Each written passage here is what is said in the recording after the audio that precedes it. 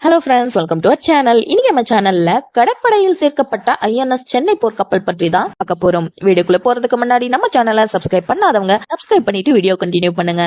இப்ப வாங்க வீடியோக்குள்ள போகலாம். 2014ஆம் ஆண்டு இந்தியாவிலேயே தயாரிக்கப்பட்ட ஐஎன்எஸ் கொல்கத்தா என்ற புதிய போர்க்கப்பல் கடற்படையில சேர்க்கப்பட்டுச்சு.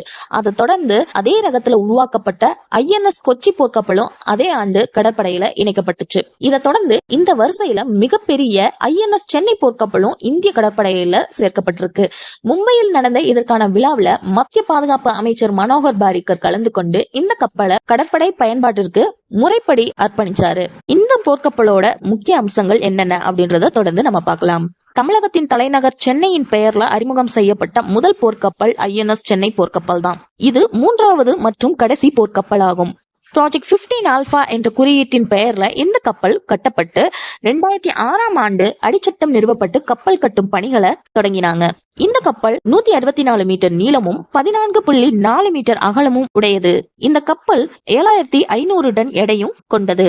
இந்தியாவின் தயாரிக்கப்பட்ட மிகப்பெரிய போர்க்கப்பலாக இந்த ஐஎன்எஸ் சென்னை போர்க்கப்பல் தான் அப்படின்னு சொல்லிட்டு தெரிவிக்கப்பட்டிருக்கு. மும்பை மசகான் கப்பல் கட்டும் தளத்துலதான் இந்த கப்பலும் கட்டப்பட்டிருக்கு. இந்த கப்பலின் 100% வடிவமைப்பு பணிகள் இந்தியாவிலேயே தான் மேற்கொள்ளப்பட்டன. இந்த கப்பல் 3800 கோடி மதிப்புல உருவாக்கப்பட்டது. மேலும் இந்த கப்பல் கட்டுமானத்தில் ரஷ்யாவும் அதோட பங்களிப்பை வழங்கியிருக்கு. தற்போதைய காலகட்டத்தில் பயன்படுத்தப்படும் மிக நவீன தொழில்நுட்ப வசதிகளுடன் இது உருவாக்கப்பட்டு இருக்கிறது. ஐஎன்எஸ் சென்னை போர்க்கப்பலின் மிக நவீன தொழில்நுட்பம் கொண்ட BL electronic modular command and control அப்படின்ற கட்டுப்பாட்டு சாதனம் உள்ளது. இது தாக்குதல் கருவிகளை கட்டுப்படுத்தும் அப்படின்னு சொல்றாங்க. இந்த கப்பல்ல தேஸ் LW-08T அப்படின்ற ரேடார் உட்பட 4 ரேடார்கள் இருக்காம்.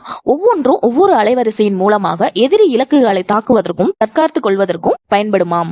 மேலும் 2 சோனார் கருவிகளும் இருக்காம். பாரத மின்னணு நிறுவனம், மத்திய பாதுகாப்பு ஆராய்ச்சி மற்றும் மேம்பாட்டு மையம், இதை தொடர்ந்து தொழில்நுட்ப ஆய்வு மையம் ஆகியவற்றின் கூட்டணியில் இந்த ரேடார்களும் சோனார் கருவிகளும் தயாரிக்கப்பட்டு இருக்கிறது. இந்த கப்பல்ல உக்ரைன் நாட்டிடமிருந்து வாங்கப்பட்ட 4 டர்பைன் என்ஜின்களும் பொருத்தப்பட்டு இருக்கு.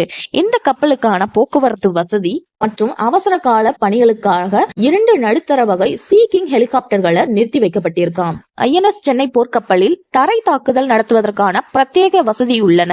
இந்த கப்பலின் சூப்பர்சானிக் வகையிலான பிரம்மோஸ் ஏவுகணைகளும் செலுத்துவதற்கான லான்ச்சர்களும் உள்ளது. இதன் மூலமாக இந்தியாவின் ராணுவம் பலம் பெறும், மேலும் வலுவும் பெறும்.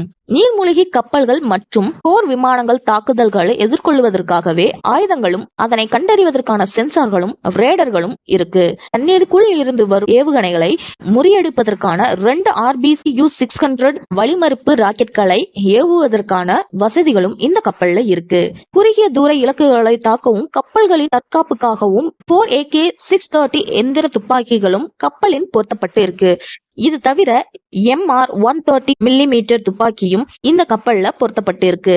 இந்த போர்க்கப்பல்ல கட்டுப்பாட்டு சாதனங்கள், அவசர காலத்துல பயன்படும் துணை கட்டுப்பாட்டு அமைப்பு, எதிரிகளின் தாக்குதல்களை கண்டறிந்து தற்காத்து கொள்ளும் திறன் மற்றும் தாக்குதல் கட்டுப்பாட்டு கருவிகள் அப்படின்னு அனைத்தும் தானியங்கி முறையில் செயல்படும் திறன் கொண்டவை.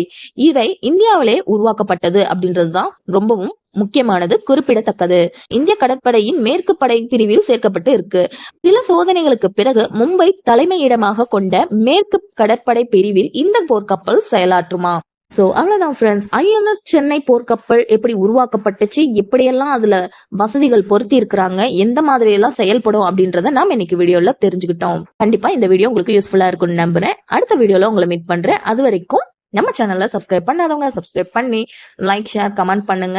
அடுத்த வீடியோல உங்களை மீட் பண்றேன். பாய்.